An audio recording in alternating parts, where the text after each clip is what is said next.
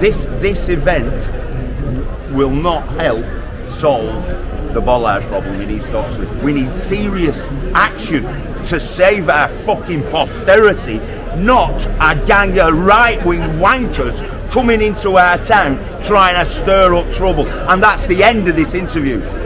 We say no to the fascist patriotic alternative on the streets of Oxford today. People are not our friends. Hello, I am a socialist.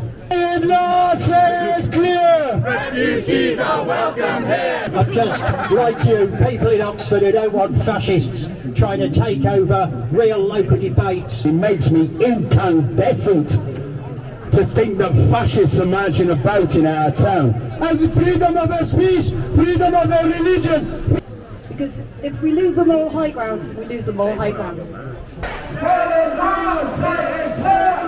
Don't need We're all in this together! I said that's life. As funny as it may seem, not a credit, baby. But my heart ain't gonna buy it. I tried talking to a few of them, and they're obsessed with this concept of their freedoms. They do not appear by angry conspiracists looking to grab simple attention so they can push their right-wing agendas. No city needs people like that lot coming here. These outsiders, nutcases, thinking they can come here and solve our problems. They want capitalism on steroids. Asian taxi drivers are going to go and stand next to a fellow with Keep Britain White tattooed on his forehead. It's madness. They're not welcome here. It's our problem and it's our problem to solve. And we're going to build a better world from the bottom up.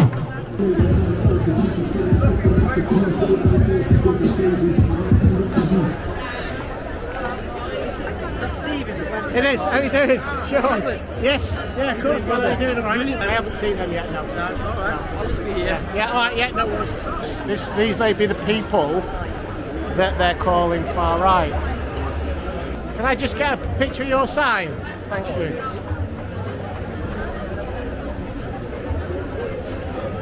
Very professional, man. Fair play. Well done. Good on you.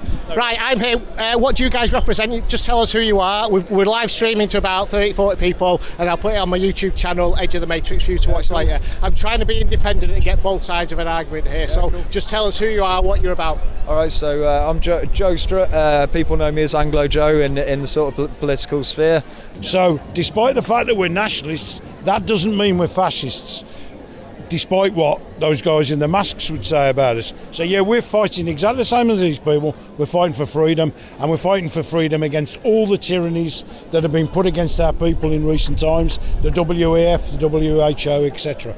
Yeah, fantastic. Yeah, I mean, I looked up the definition of fascism, and that's basically, it's like a suppression of individual rights against the perceived greater good of the state. So what you're actually fighting for doesn't seem to be fascist. We actually fight for true democracy. True democracy is trial by jury, right? True trial by jury. Set up in Athens, 500 BC, and written in the Great Charter, the Magna Carta. And even if people don't agree with us, and I don't agree with them, I would die for their right to speak their mind. I think something to add to this is just because we love our people and love our country doesn't mean that we want harm to come to others.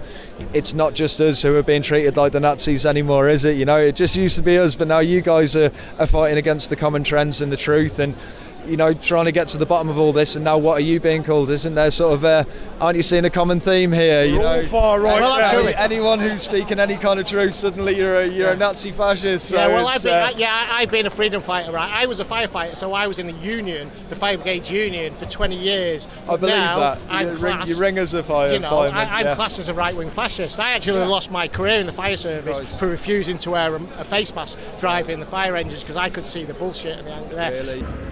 Can you people understand why I am so concerned?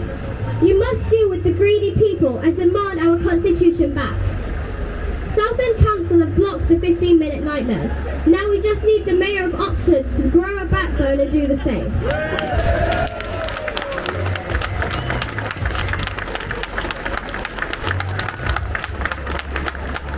In the meantime, I would advise the residents of Oxford demand an independent investigation into how the city officials got the figures, claiming that most people were in favour of these infringements on your rights to travel freely. You must demand an investigation. That will stop their plans in plan in its tracks whilst an investigation is carried out. So, before you go home muttering amongst yourselves about the craziest, smallest conspiracy theorist you've ever seen, understand this truth. We no longer have a democratic government in the UK. Our government has been hijacked by greedy and selfish imposters posing as politicians. They believe they are better than us and masters over us. And until this problem is effectively dealt with, the tyranny will continue. Thank you.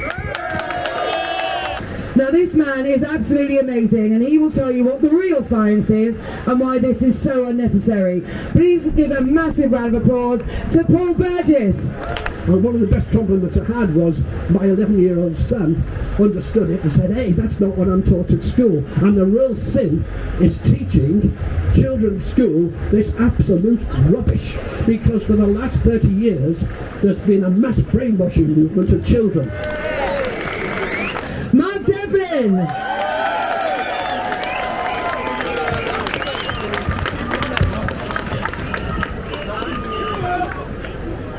There's a reason why certain phrases have entered into common parlance, and one of them, which we'll all be familiar with, is a wolf in sheep's clothing.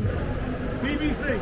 Yeah. It's actually the emblem for the Fabian Society, denoting the slow creep of Fabian socialism or cultural Marxism into society. But wolf in sheep's clothing also describes what is proposed for Oxford. And today is a very important day. History is watching, because it's Oxford today and it's everybody else's town and city tomorrow if what is proposed here is allowed to succeed. So a wolf in sheep's clothing describes something which appears innocent and harmless on the surface in how it's presented, but is actually deeply malevolent and harmful when you strip away the surface. That describes what's going on here, right? BBC. Shame on you! Shame on you! Shame on you! Shame on you! Shame on you!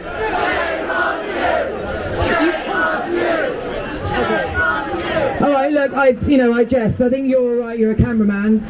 I'm trying to cover myself now. We are peaceful, but shame on you. For Dan Aston Gregory. Alright, good afternoon everyone. Great to see so many people here.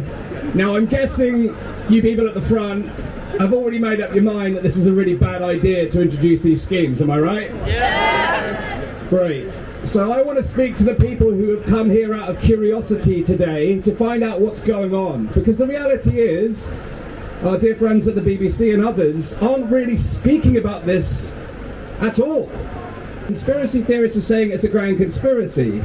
Sorry well, about that, guys. If you look at it, it's an open conspiracy because you've got organisations like the C40 and the Global Covenant of Mayors who have all signed up to the idea that we do these 15-minute cities. And in the UK, already 100 plus councils have said, yes, we're going to do what Oxford are doing and others before them.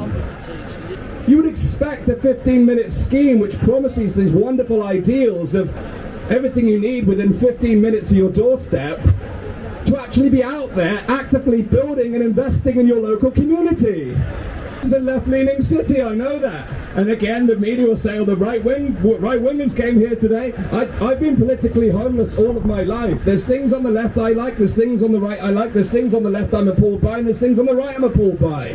We're being missold.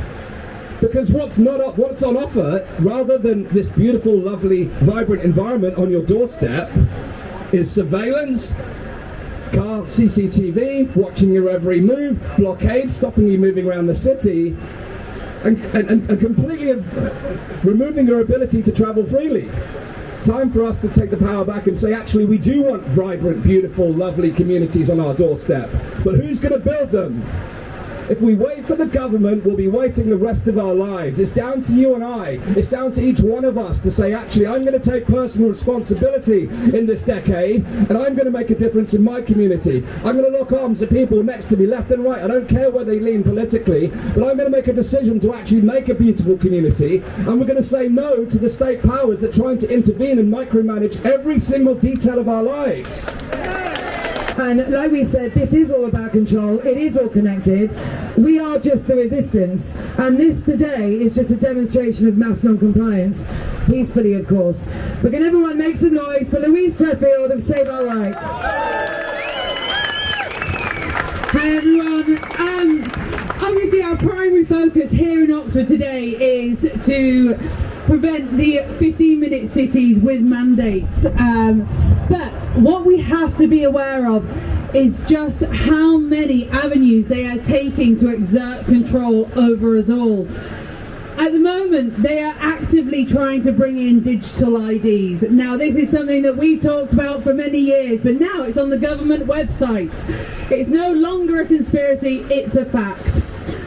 Because at the moment, we see in Birmingham, they've got fines for low emission zones. 30,000 people a month are not paying those fines. That is the power we need. However, if they bring in digital IDs and they've got your transaction details and they can restrict your benefits or they can restrict your pension, it's not going to be possible. They will just take that money straight from you.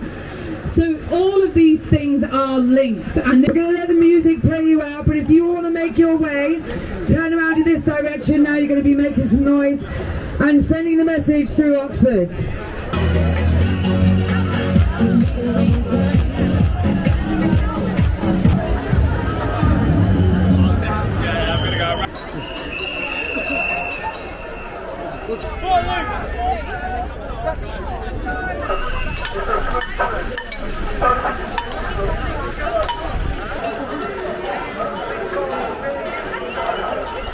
What's happening here?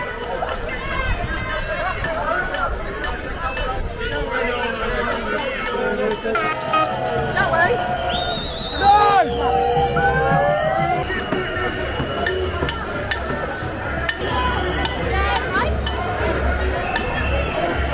Yeah, that's intimidating. Whoa!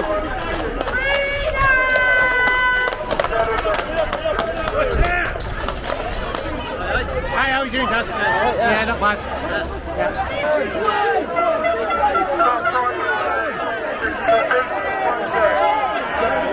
China is the World Economic Forum and the United Nations.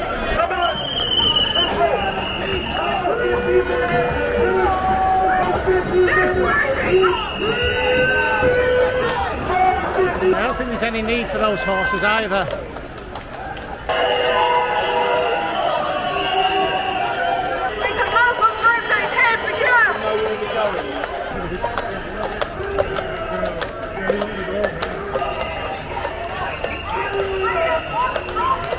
What's going on here now?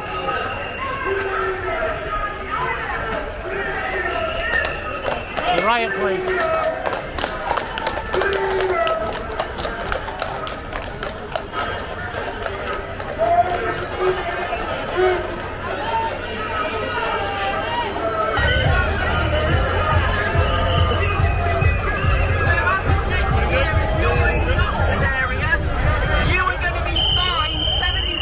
Restricting our freedom of movement. I'm not. So can I go across here then? As I said to you, this is a sterile area. So you are restricting our freedom of movement. Yeah. You said you're not. So if I walk past there, am I committing a crime if I walk past there? We've asked you to move this way. Okay. I don't have to do anything you say. Doing it to prevent offences and set through the criminal law. What offences? What offences? See, you can't look at me in the eye because it doesn't make sense, does it, what you're saying? Sir, I've asked you politely if you can You're smiling because you know it's nonsense. Okay, you can ask that it's not happening. Hi mate, I'm at the other side now and I'm not committing an offence. They want cameras everywhere to control you. It's not just about cars. When the cars are gone, the cameras will still be there. Don't take the cameras down. Drive at will, do not pay. Had a good day. Hi, Brian. Standing alone for freedom. Along with the sign, I should say. Cheers. They are really going to town here, the council, with these LGNs and the shopkeepers here, and I've been speaking to them over the last few weeks.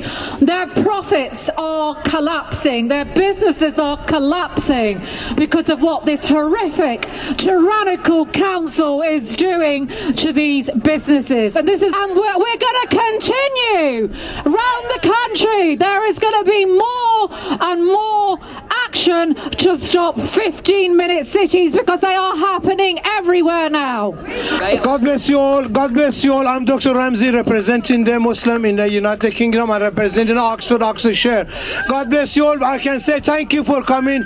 We need it because Oxford has been sectioned completely at the moment. They are sectioning from the left. You can't go to right. From the north to south. You cannot go before you have a permission. You can go 5 times, for example, 10 times from here to the 2 miles away. If you want to see your mother, these are all wrong. These are all wrong. God bless you. We have to be united. Of course, we need. God bless you. Make some noise. Make some noise. Now, what we have here, is a very important. We be united. We be united together. The government must listen. It's a people's power. What is that? People's power. People's power. People's power. People's power. People's power. God bless you. It is very important. We united and we tell the government what to do. Not government tell us and section us and divide us. God bless you all. You've done an excellent job. Excellent job.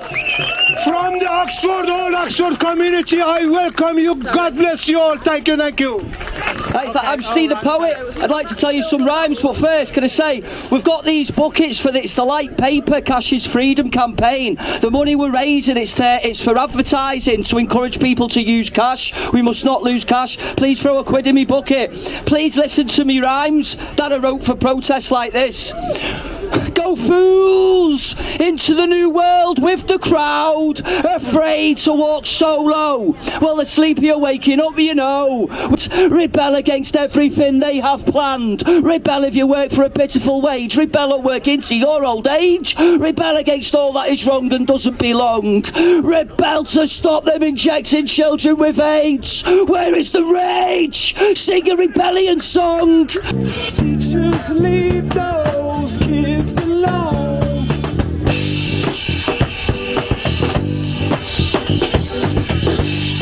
Hey, teachers, leave those kids alone. Darling, now you're just another brick in the wall. She's a good girl, crazy about Elvis, loves horses and a boyfriend too. Come on, get up, stand up, don't give up the fight. Get up, stand up for your rights. Get up,